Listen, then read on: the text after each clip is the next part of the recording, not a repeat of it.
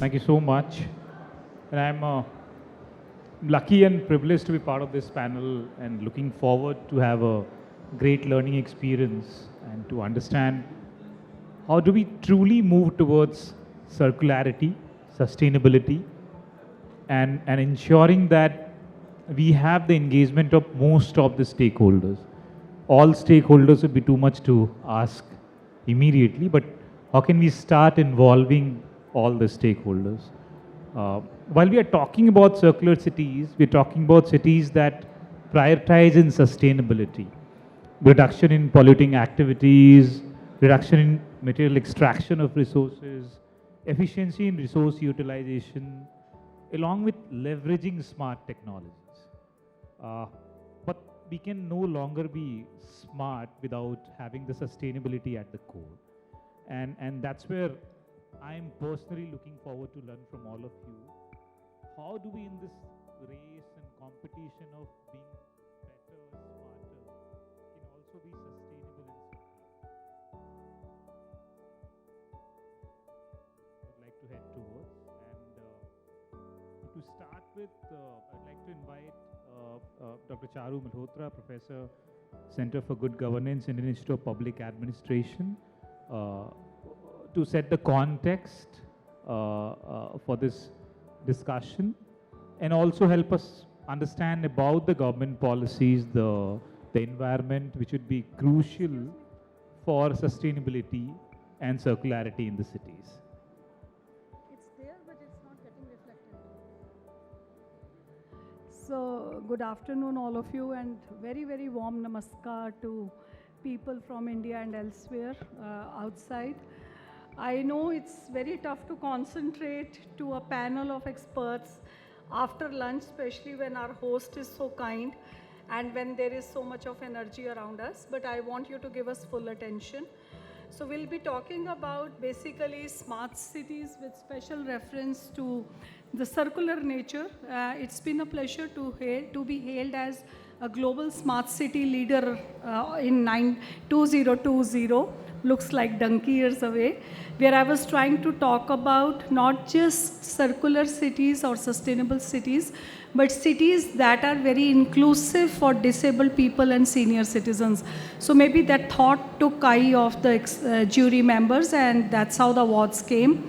Apart from all this, it's important for us, as a professor, I should take back you to the basics of a smart city, which is all about providing everything at the right time to right people in the right way, so that, as our panelists said, it is sustainable. There can be no smartness without sustainability. I noted it down. So what is very important, if you look at the last part, resource optimization through recycle and restore and reuse is what we're going to talk about. And while doing this, we should not dream of this scenario. In India, we would never have a very blitzy city, but we might have a city which I visited as one of my research projects, which is very responsive to the needs and aspirations of people. And Warangal is a very good example of a circular city, of a sustainable city, and a smart city which is responsive to citizens and is taking them on board in the entire process of decision making. So basically a circular city, like we do as homemakers, is to recycle everything. If there's a curtain lying in the house, I would eventually chop it and make as a pillow cover. And once the pillow cover is utilized, I'll chop it and make it as kitchen dusters. This is what is resource utilization, and this is what we need to do in circular city. The whole point is, it is a very closed loop resource management. In a city, within the city, I should be able to conserve my resources in a circular fashion so that within the demography of the city, I'm able to reuse, repair, recycle, and then eventually dispose of, as he said, in a sustainable manner. While doing all this, nature should be my guiding force and not technology, which is such a dichotomy because smart city is all about technologies and sensors and the latest state-of-art digital transformation. However, in a circular city, we have to make sure that we are using natural resources in a manner that carbon emission or e-waste or such kind of resource overutilization is not done. And while doing all this, resolve all these concerns through the natural mechanisms of sun, wind, and other resources. So, is it possible? Yes, it is possible. There are advantages for all the stakeholders in the process, because when a circular city is developed, we get a new ecosystem of startups and local solution providers to the local problems who actually get a chance to address their problems which they have faced themselves. There is a saying, only the wearer knows where the shoe pinches. So the pinching shoe will actually motivate the local organizations, academia, youth to address those answers. And also this will turn into something very useful. Delhi is a very good example. I remember when I got married in Delhi way back in 91, it used to stink because of the garbage pile just next to our ISBT. And now if you go back, it's such a beautiful park which has been developed out of it. So the whole point of turning waste into wealth is tasted in Delhi itself and could be tried elsewhere. Surat is another very good example where I could talk about it. But yes, Delhi needs to pick up from its learning of this initiative to move towards its Okhla e-waste management cycle, where I still find garbage of obsolete technology, all those machines and desktops and laptops, and small little children are, shifting their way through, damaging their health and damaging environment. So waste to wealth is something we need to focus in circular cities, and while doing that, ensure that green spaces flourish. So what we need to do, we need to look into local technologies. New technologies should be local. I have wonderful examples from my IIT background of using gobar gas for running computers, of using Simputer, which is a lesser resource consuming machine than the usual Androids, etc. So why can't we go back to those technologies, even for IoT-based devices which are using sensors and other aspects? There are many tools available in the literature, including green bonds, financial instruments, which are very novel, which can help in sustaining such ventures. And while doing this, we need a lot of public participation in the processes. So I've just taken some low-hanging fruits for the whole debate to happen around it. We can do resource segregation. We can think of organic waste transformation, taking our learnings from Delhi. We can do incentive-driven recycling program. When I went to Argentina for one of my smart cities, endeavors, I realized that the university students in their projects were actually doing recycling of old, outdated mobile phones for the advantages of the communities which are outlier. So apart from doing the normal academic work, these universities and students were participating in creating circular economy for use of digital devices in their projects, which got lot of advantage for the entire ecosystem. From students, all of them became kind of Greta.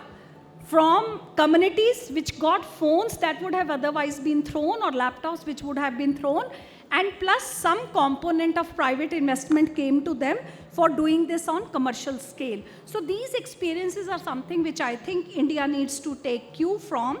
And while doing all this, we have to look at not bulky machines that are used by us as a status symbol, but modular machines which are more responsive to the requirements. So NGOs, academia and youth need to handhold each other while doing it, and making sure that the knowledge which is picked up by one collaboration is used by another collaboration in another aspect. Community engagement is very useful because they bring to the table the local knowledge, the indigenous knowledge. While I was touring other parts of the country in Madhya Pradesh, I saw a very innovative rainwater harvesting system used by erstwhile kings and nawabs. So they had top layer of water management, which was going to the royal family. The water would come down and that was going to the villages. The third level of the same water was being used for domestic usage in a Dhobi Ghat, and the third level was channeling the clean water towards agriculture. So this kind of indigenous traditional knowledge systems will now come to our rescue if we involve local communities in the process, because they bring to us lok vidyas, which are very useful for creating circular cities. And it's not that all these examples which I shared with you are from books. Though I'm a professor, but I believe a lot in field study. I also know this might not scale up to the advantage of the entire country because of these issues. We still don't have such top-down policies and regulatory framework to drive these initiatives to make our cities not just circular but also inclusive. We still do not have that throbbing landscape. Though, of course, Make in India and Skill India are doing great jobs, but technology at the local end in our country is still bereft of scaling up. Apart from that, data is lying in silos. Any smart city is actually a data-driven, predictive decision-making tool, and till the data is not getting centralized at a central data lake, the decision makers of the city still will not be able to respond to the requirements of the city. So all said and done, we need very robust data governance policies in the city, and while doing that, we need to ensure nobody is left behind, because digital divide is a blame that has come to India for ages galore, that you have a country of haves and have-nots. But UPI has proven that our digital divide is our strength, is a digital unite for us. So why can't we do it for smart cities? I've just picked up some examples. Surat, as I said, is a very good example of circular city, which has turned its waste into wealth, organic waste. Amsterdam and San Francisco are using a lot of recycling programs. Seoul is also relying a lot on sharing things. When you share resources, you optimize them rather than going individual. We know that about car scenario of our city. Apart from that, Chennai has already worked on building energy efficient buildings. Vancouver is also looking into a similar instance. And Amsterdam and Songado is already having smart grid integration. Singapore, whenever I go there, I'm very impressed to look at their micro-mobility solutions coming to all genre of citizens and people there through their apps, which are very easy to use. And Amsterdam, again, through collaboration, has been able to build up a similar cycling infrastructure. Concerns in India are a lot to do with connectivity, cost, which we know. Data, if centralized, will have cybersecurity issues. Capacities of not just the residents or citizens, but also of the mayor and the local implementers need to be augmented. And last but not the least, we need to look into carbon emission and waste. So always understand local context of a city should be retained when circular cities are being done. And while doing that, involve all the citizens, irrespective of the level they are, to make sure you have a city which is very happy city where nobody is left behind. Thanks a lot. Thank you so much, Dr. Malhotra. And moving to the next, waste management is one of the very important and critical issue which we need to address in between all the modernization, smartness, circularity, and sustainability. So I would like to invite our next panelist, Sri Anil Kumar Bansal ji, Senior Director, Urban Infrastructure and Tourism, Heritage and Conservation from IP Global. And what I would request Mr. Bansal to focus on, that with Swachh Bharat Mission Urban coming in the picture for last close to 9 years, has been a great success in the field of waste management across different type of cities. But when we come to smart cities, how does waste management play a crucial role, and how the cities which are focusing on technology, when they have to focus on circularity and sustainability, how do they handle waste management?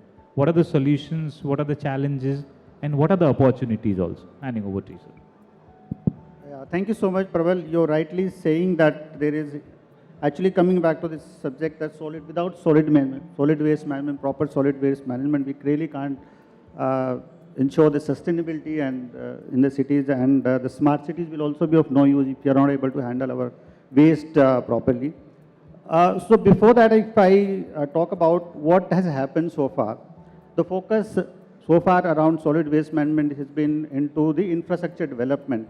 So far we've been talking about when we had not started SBM, and the focus which is now there on solid waste management was not there. Largely the focus was on buying equipment, vehicles, and heavily investing into the solid waste management. And the sector was also very, very highly capital intensive. Like if you ask any cities, you have to manage your waste. So they were asking a huge amount of funds only, and that was happening all over cities. And there was actually high cost also. Even now, in fact, there is like if you want to involve any private partner or private sector into the waste management, they always talk about how much of the tipping fees they are going to get it. So ultimately, the tipping fees is the main factor for private sector involvement. That was the only lucrative business model which they could see, and that was going on. But with this solid waste management getting a great focus through Swachh Bharat mission and also the smart cities and now upcoming Cities 2.0, which we'll be hearing from a fellow colleague. So this has created, like SBM of course has created a very good brand image, and it's a matter of pride for the cities, and also to get more and more into the circular economy and sustainability around the waste management. And of course, when you talk about the waste management, it has like all these cities which they have ticked all the good boxes is like around the resource recovery, circular economy, ultimately reducing the pressure which is there on our dump sites and landfill sites.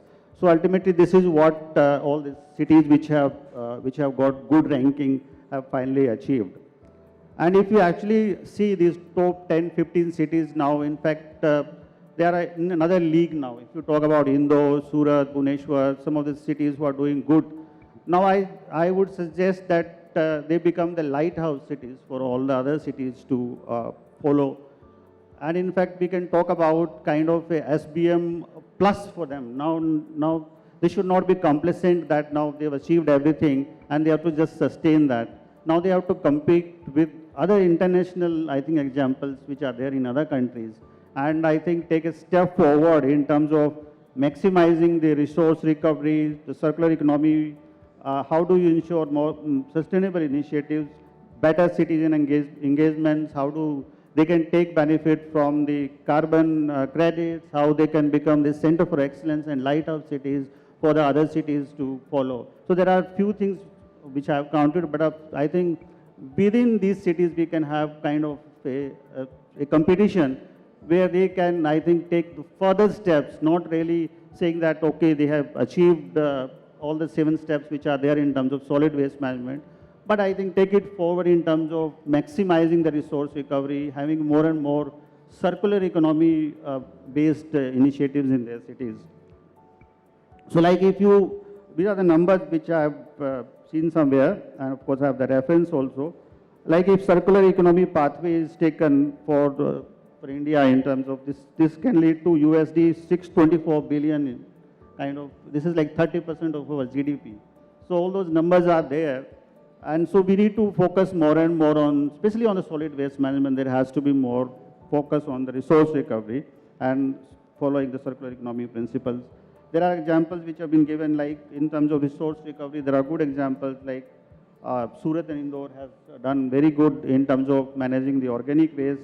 There are examples in Navi Mumbai, Pune, Bhubaneswar, they have heavily invested into MRF. Because once you do the segregation on 2 bins, I think further if you segregate and you provide the infrastructure and facilities and all the incentives, then you can further, I think, segregate, get it done, and then actually maximize the resource recovery. Ultimately, aim should be to, I'm not saying that we can achieve the 0 cities today, but ultimately I think the aim should be to us that how do we really maximize, take it to the level where we have the minimum, I think, burden on our landfills.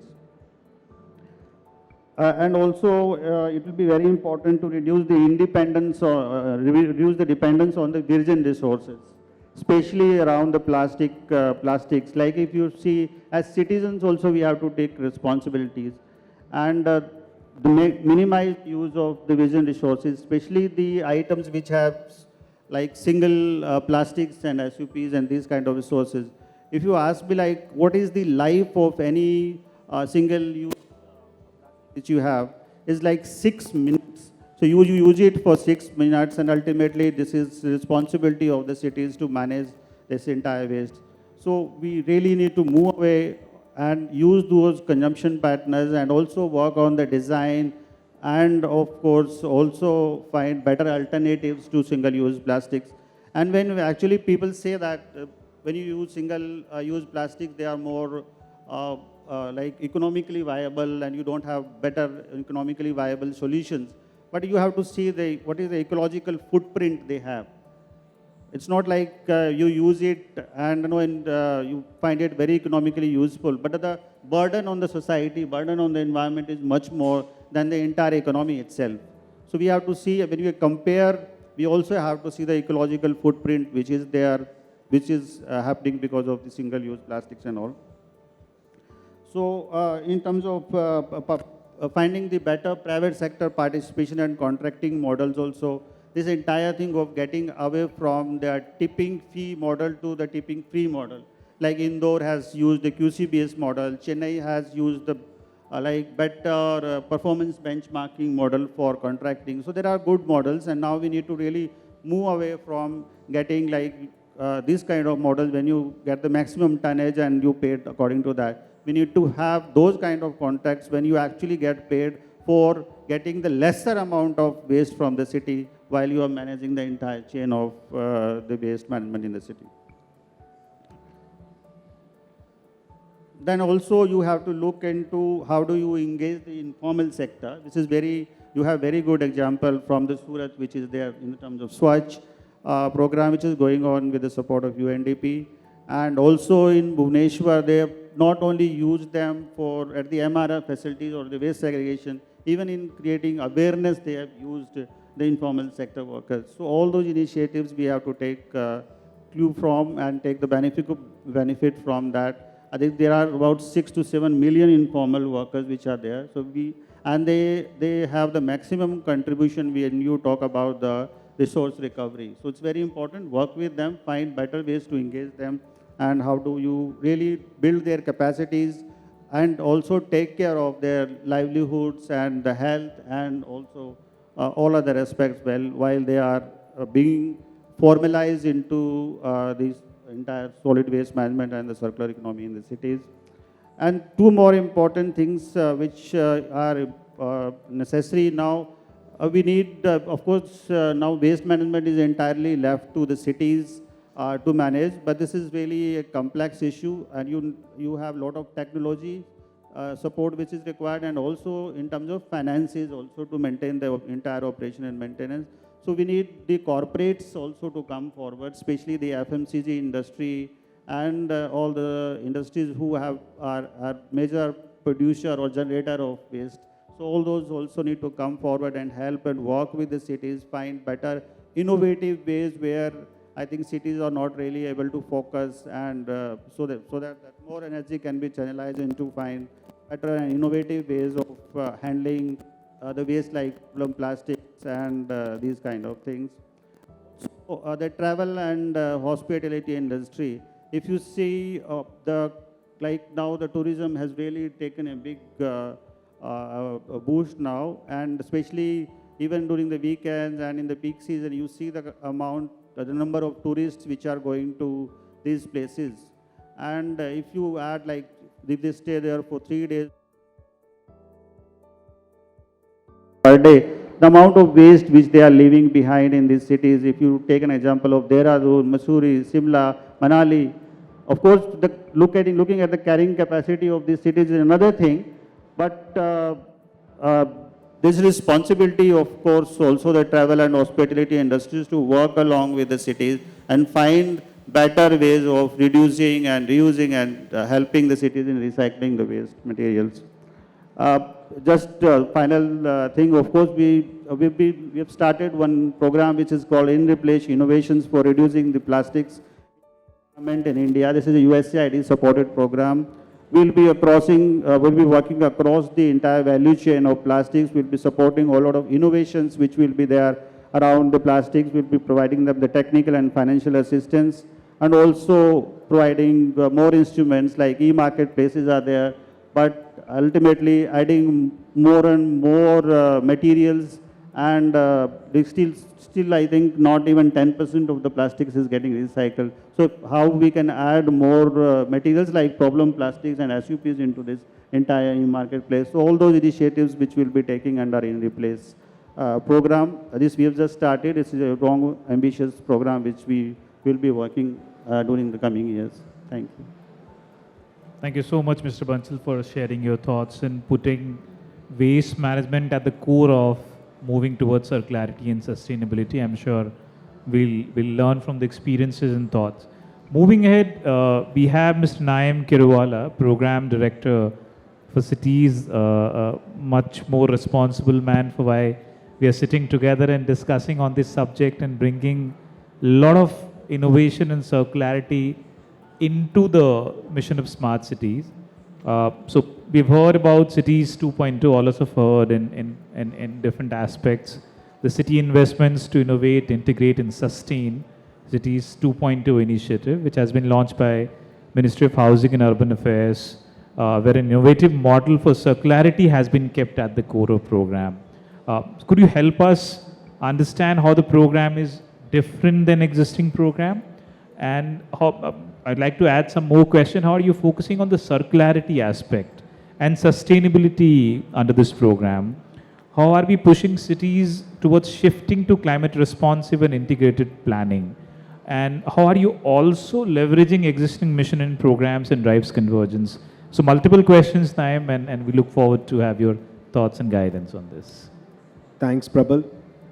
So, if you look at waste generation in India, as per CBCB, the Central Pollution Control Board, India generates almost 160,000 tons of garbage each day, of which roughly 54 or 55% is wet waste. If I just do even 50%, it's 80,000 tons per day of wet waste that is generated. And if I look at the installed capacity, I think the latest numbers are something like a little more than 200 megawatts of energy that is being generated out of the waste that we are generating. Although the potential is, immediate potential is almost 500 megawatt. So there is a huge deficit there. If I look at wastewater, I think we generate around 72,500 million liters of sewage each day. And again, more than 72% is yet to be treated. So there's a huge gap. So that gap already exists. Now, through multiple missions, the work is obviously happening. But there also has to be convergence. We kind of, put all our heads together and say, how can we work towards solving this much larger issue? So I would say the question is not just about what are we doing which is different, but in terms of like how can we work or kind of, get multiple missions together to also focus on multiple areas, but in with a particular focus. So when you look at smart cities mission and waste management, I think there is already convergence which is happening, and fantastic convergence is happening. For example, the ICCCs, Integrated Command and Control Centers. Most of the cities are using ICCCs for fleet management. Now, fleet management is such an important aspect. I have talked to so many smart cities over the past 5 years that I've been working on the CITIIS program. And just for the CITIIS 2.0, the last 3 months itself, I don't know, I must have talked to at least more than 50 CEOs and commissioners. And almost everyone is looking at using ICCCs for fleet management, and fleet management is an extremely critical point, because that is going to also determine your efficiency of door-to-door collection, your segregation, your transport to your MRF, making sure the materials are being reached on time. Someone talked about Surat. Surat is using their ICCC in a extremely efficient manner for fleet management. Indore is doing extremely good on their fleet management. And not just that, even smaller cities are using ICCCs for fleet management. Cities like Chennai, for example, are using their ICCCs for ensuring the spots, the garbage, the community bins that are supposed to be there, they're not being, filled, over dumped. There is also spot fines using ICCCs and the CCTV cameras that are being enforced for littering.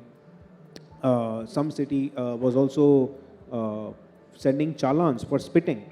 So using the smart city infrastructure, if you spit your gutka or any other thing on the road, you're being kind of caught.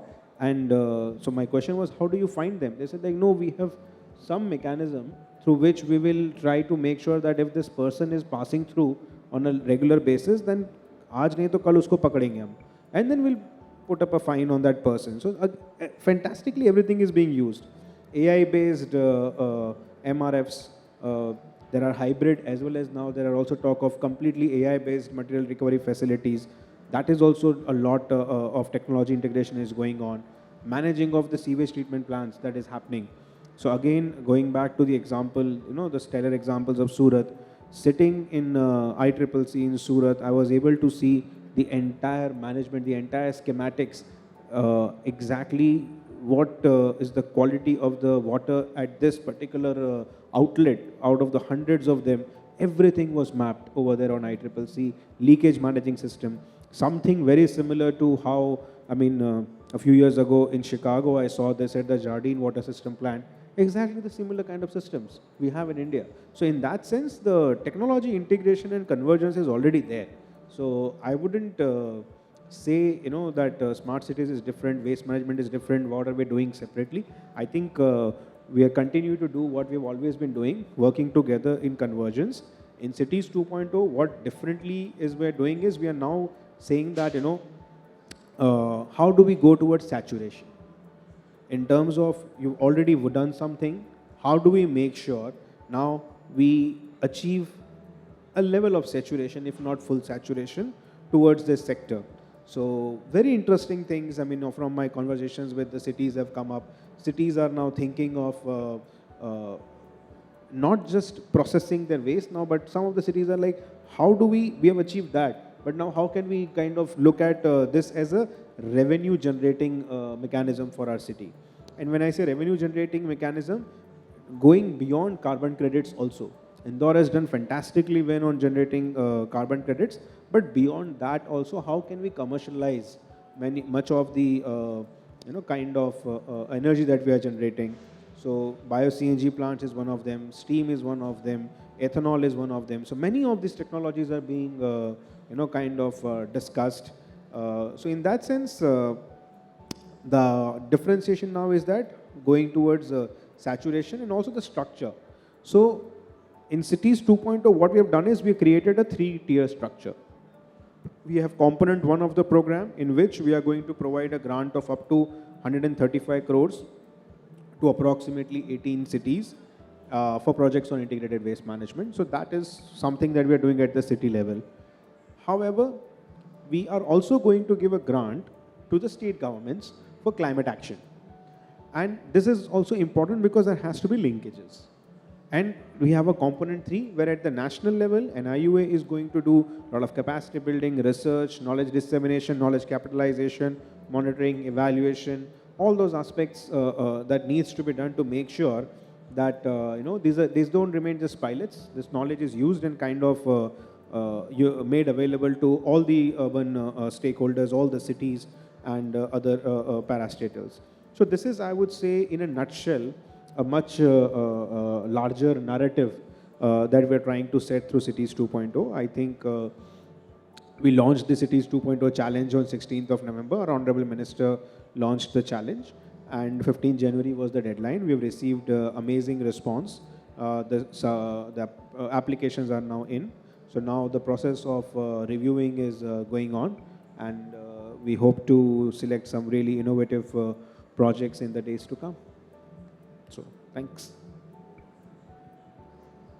Thank you so much, Naim, and we look forward to have the saturation, especially in these 18 cities, because what we currently need is how a city really drives everything together and then really achieves toward that, because it's just not about those 18 cities, but about those 5,000 cities to understand how they can do it. And I totally agree with you that ICCC has played a fantastic role beyond our imagination also. What could the center do? And in different aspects, I think some of them which we never even thought that this could be done. So that's where a lot of innovation lies in, and we really hope to have that. Thank you so much for sharing your views. Now I'd like to go to Ma'am Miss Syeda Afreen Banu as Bellary Ma'am, Managing Director, Belagavi Smart City Limited. We just heard from Naim about CITIIS 2.0 and what is the focus and how we are going beyond convergence and moving towards the saturation aspect. When you were filling the application, when you were thinking about the cities, what has been your consideration, and how do you as an administrator plan to achieve the saturation and go beyond what was already available, ma'am? Hello everyone. I actually, with these days, I thank NIUA for conducting regional workshops. Regional workshop regarding cities too, how to fill the application, and each question of application was explained in the workshops. And also project logical framework book is also prepared from NIUA. These all things have made our job very easy, sir. And also we felt the need, and we felt the need of the hour as our involvement, how much our involvement is required for filling this CITIIS 2 application itself is a very challenging job. Around 80 pages we have submitted our application, sir. And from day one, after finishing our workshop in Kochi, our team started working. Actually, our preliminary work has gone nothing after workshop, because their mindset, their views, we came to know. No, that's why we started our project with a citizen survey. We conducted a citizen survey of Belagavi citizens with a Google spreadsheet, with a Google form. We contacted the engineering students, all stakeholders we contacted, sir. Around 20,000 responses we have got. And based on that Google sheet, we got our pie charts and bar charts, and our analysis was ready. Based on that analysis, we conducted series of meetings with the stakeholders. Stakeholders are bulk generators like hotel association and hostels, and also vegetable sellers, self-help groups, NGOs, and rag pickers. And more interestingly, we conducted our elected representatives, like our corporators, area-wise corporators meetings also we conducted, and we visited the spots for taking feedback. What is the user mindset? We wanted to think about that. That's why we visited about 100 places, beginning from the rag pickers colonies and waste management segregation plant, and we visited the hotels who have taken pilot steps to regenerate their waste into already some hotels in Belagavi are doing their pilot projects to circular their waste as a income. For example, Pi Hotel groups, they have their own solid waste management, solid, and they are having their own treatment plant, sir.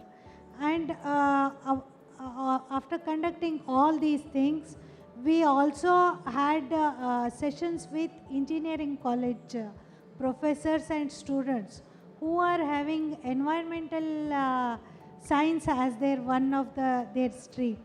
We conducted frequent visits, and also we conducted meetings with them and taken feedback them. We come across 5 components in our project, and very interestingly, our project name is Vishwas. It is VIISWAS. Vishwas, as in CITIIS too, sir, you are having 2 eyes. In our Vishwas also we are having 2 eyes. It is vision to implement integrated solid waste management and sustainability project. It is Vishwas of Belagavi citizens. We have started with one Vishwas. In our 5 components are, sir, we are planning to start 100 TPD compressed biogas plant and 100 TPD construction and demolition waste processing unit, sir. And also we are planning to have one 5 TPD biomedical incineration plant and technology and integration of ICCC. And also IEC activities. In our project, around 10% we have reserved for IEC, information, education and community involvement activities. These are continuous, sir. 10% we have kept for that, so that we can involve and aware the citizens. Because in each project, citizen engagement and citizen involvement is very much needed. And we, as our project is mainly evolved from citizen survey.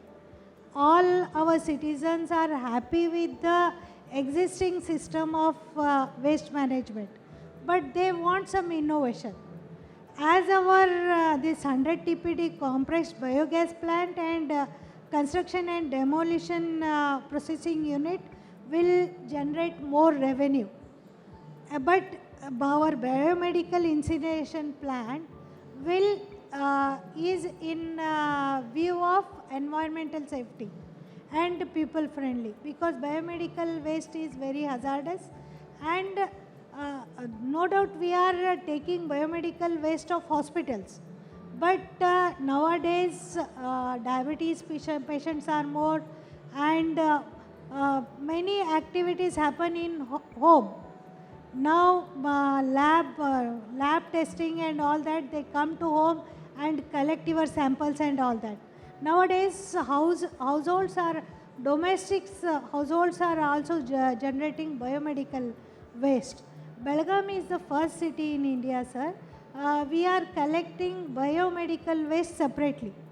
In our waste, door-to-door waste collection, we are having a red box, and we are awareing the people, giving awareness to segregate their dry waste and wet waste along with biomedical waste. We take weekly or alternate days this biomedical waste in that red boxes. As of now, there is no incineration plant in Belagavi. We are transporting it to Hubli. We are having a Rio Green agency in Hubli, which is collecting all the biomedical waste of all the hospitals and also this domestic waste. Under CITIIS too, we are planning the 5 TPD biomedical waste, sir. And ICCC will support in overall monitoring the project, sir. Project implementation will be monitored from ICCC. But Belagavi is the first first city in Karnataka, sir, which is using 8% of plastic waste in bitumen roads. We have started a pilot in front of corporation only. We have taken that road as pilot, sir, using 8% of plastic as tar road, bitumen road. And also Belagavi is the first city, sir, which is using the floral waste. In flower market, it is using floral waste. It dries up the floral waste and it is making agarbatti. Agarbatti sticks we are making, sir. It is running through a self-help group. Women self-help group is running it successfully. In Bangalore, Belagavi Corporation has won award in Municipalika International Conference of all municipalities. We have won the award for Belgaum Corporation, sir.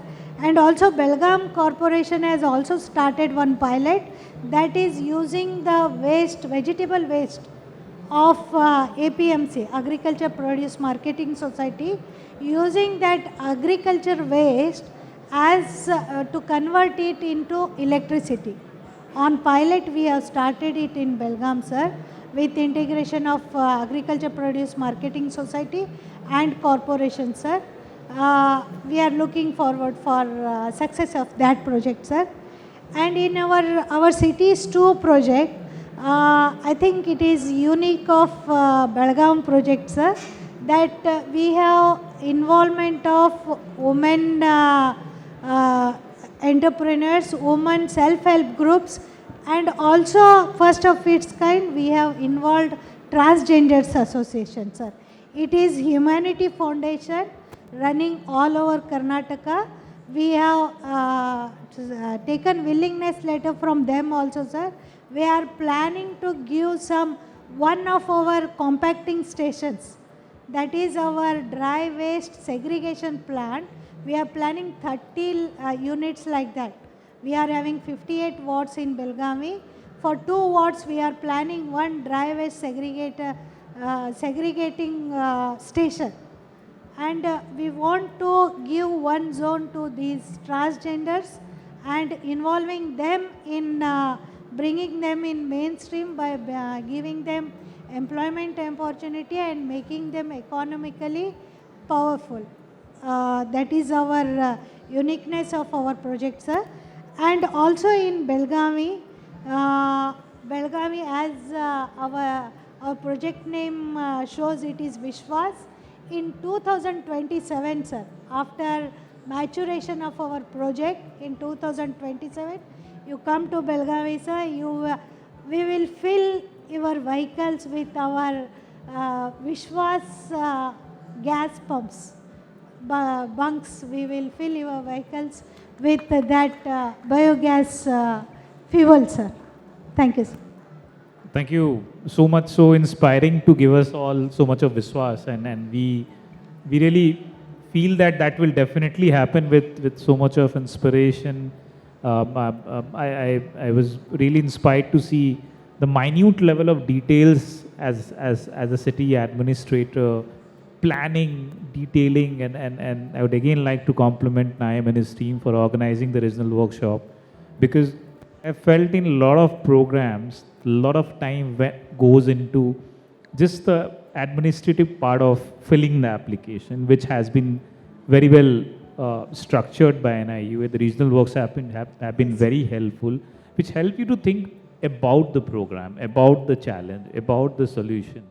And we're really truly honored to have leaders like you who are taking the corporation as an experimental stage and welcoming all of us in 2027 and after that, and go to that power station. We all will surely come in and get that gas in our vehicles. Thank you so much for inspiring that. Moreover, I am going to tell you one thing, sir. Rather than talking, sir, I believe in karma, sir. I am a karma yogi, as I have completed my 15 years of service in public administration. So just telling, I am giving you again a Vishwas, sir. In 2027, Now you are listening and hearing about the stories of Indore, Surat, and what is that? Not Chennai, that small village, sir, Ambikapur. Ambikapur. In 2027, surely you come across a new partner, that is Belagavi Smart City. Very good. Thank you so much for putting the trust across, and we would like to see you in 27 in Delhi, receiving some of the top awards in some of the categories. Now we move to the international experience side with Dr. Marco Marechal, Chief Executive Officer, Connected Strategy. Dr. Marco, urbanization is really moving fast in India, and there is an underlying belief that adoption of circularity and sustainability will slow down the pace. And while nobody is talking in open, but there is underlying belief that. How do you convince decision makers to think about the future and not just now? And how has been your experience working across the globe? And how do you convince an administrator to not just think about the pace which is going to slow us down in future? Your thought, Dr. Marco. Thank you very much for the question. But first of all, I want to compliment my colleague that in your presentation, Amsterdam, where I come from, I live in Amsterdam in the Netherlands, is so much in your presentation. So thank you very much. That doesn't mean that we are there yet. So we're still struggling to get to the next phase in that. So thank you. Well, in the end of the day, you need to have believers in governments, but also with people. So when you say that people are having the feeling that circularity and sustainability is going to be a little bit less and downside, let's ask the audience what they think about that. So please rise if you want to, because we can have a little bit of a game and a little bit of a question. So if you all stand up, because it's already a little bit at the time. And I got a couple of questions for you, and maybe there's a winner and maybe there's not. Because in the end of the day, sustainability and circularity, there is a business model in it. Which one do you think? Do you think that sustainability and circularity has a business model in it? If you agree with me, you can stay put. But if you are going to say, no, there's no business model in the nearby future, you can sit down. You can make your choice now. So yes, there is a business model. You can stand up, or no, there's not a business model. You can just sit down. Great, thank you very much. Those are the believers. Thank you very much for making my statement and your cooperation. Because in the end of the day, it's about people, and people make the difference. So when you look at a worldwide basis, and also India is part of that, you need to have a statement from your government, the nationwide government. The statement that in the nearby future, sustainability and circularity is going to be the most innovative thing in the world. But then you also need money and funding in that, and funding for different kind of projects, different kind of innovation projects. For instance, let's look at plastic. In the Netherlands, people throw away plastic on the streets, but also in the canals, because we got a lot of canals. And we got a startup company, but a scale-up at this moment, who collects all the different kind of plastic, bring it in, and it's a renewable thing. So companies can make different kind of plastic, like plastic bottles for shampooing. The same thing happens in Africa. In Africa, people get a couple of pence to pick up the plastic in the streets, bring it to different kind of areas, collect it, and then renewable for plastic, other plastic bottles or plastic shampoo, different kind of household things. So, and it's a huge success in Africa, and the streets are getting cleaner also. For people who have been to Africa, it's not always that clean in that area. So it does a different kind of thing. So there's a business model with circularity and sustainability that will make the flying wheel go faster at the moment that you endorse those kind of pilots and those kind of projects. And of course, a pilot project is great, but you need to have the scale up. So I had a couple of discussions with here on the venue with other startups about how to get from a startup to a scale up, but that's another story. When you look at water management, the Netherlands is very good at water management. At this moment in the Netherlands, we got big problems because we are flooding at this moment, as I stand here, in different kind of areas. So we have inflating dikes at this moment, which has never happened, and at this moment actually are going to be inflated, because otherwise we got a big problem at this moment. But besides from that, it's a government issue also, and it's called the raw material factory. So what we do is get out of the wastewater and wastewater management different kind of things. Gas, electricity is among that also. Also raw materials who are highly, which is in your phone. We take it out, just from wastewater. We take it out, we sell it to the big companies like Tata Steel, but also other companies, to get renewable and put it again in your iPhone or in your Samsung. I don't want to advertise for one particular telephone in that area. So to answer your question, it's about believers in the government, have funding for that also, different kind of believers within the people and also within the companies. And it doesn't have to be like 100,000 or 200,000 people. You can stay small and then you can start from there. Thank you.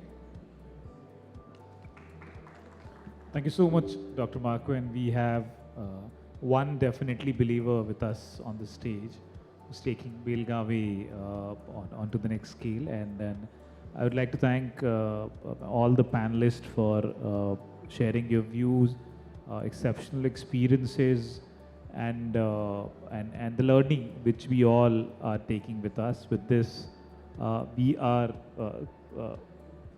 close to the end of the session, but on the request of the team, we can take one or two questions if you'd like, because this is an amazing panel we have at this point of time.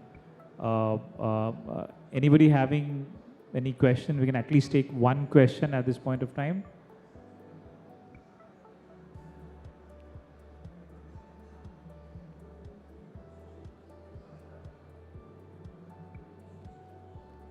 I think the panel was so clear that unfortunately we don't have question at this moment, but do connect to the panelists, and this is one of the most amazing panel I have ever had. So thank you so much for giving me an opportunity to moderate and learn from this session. With this, we come to the end of this session. Thank you so much.